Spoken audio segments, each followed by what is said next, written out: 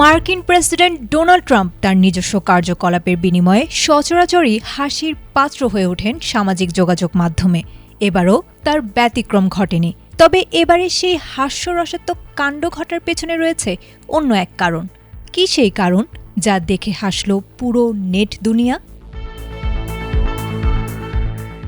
ঘটনার সূত্রপাত ডোনাল্ড ট্রাম্পের নিজস্ব সামাজিক যোগাযোগ মাধ্যম ট্রুথ সোশ্যালের একটি পোস্টকে কেন্দ্র করে। ট্রাম্প সেখানে নিজের একটি এআই জেনারেটেড ছবি শেয়ার করেন। ছবিতে তাকে কোনো এক প্রাচীন সাম্রাজ্যের মহিমান্বিত কমান্ডারের পোশাকে দেখা যায়, যার মাথার উপর উড়ছে যুদ্ধবিমান আর নিচে উত্তাল সমুদ্রে ভাসছে মার্কিন পতাকাবাহী যুদ্ধজাহাজ। ছবির নিচে বড় বড় অক্ষরে লেখা, আপনি বিভ্রান্ত হয়ে যাচ্ছেন। ট্রাম্পের এই অতি নাটকীয় রূপটিকে লুফে নিতে দেরি করেনি তুরস্কের ইরানি দূতাবাস। সামাজিক যোগাযোগ মাধ্যম এক্সে ছবিটিকে রিপোস্ট করে তারা এক চরম ব্যঙ্গাত্মক ক্যাপশন জুড়ে দেয়।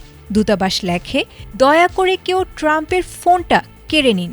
এই ভদ্রলোক আর মাত্র একটা এআই প্রম্পট দূরে আছেন নিজেকে মিল্কি ওয়ের সম্রাট, মহাবিশ্বের রক্ষক এবং ডায়নোসরদের সুপ্রিম কমান্ডার হিসেবে পোস্ট করার জন্য।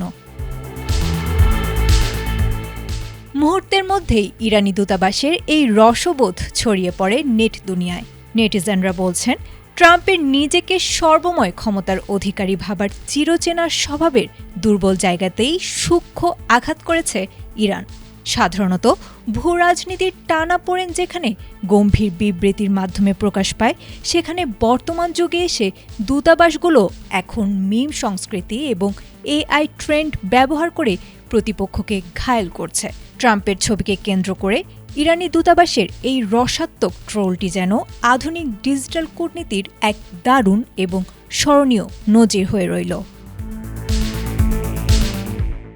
আয়েশা আক্তার, এটিএন বাংলা।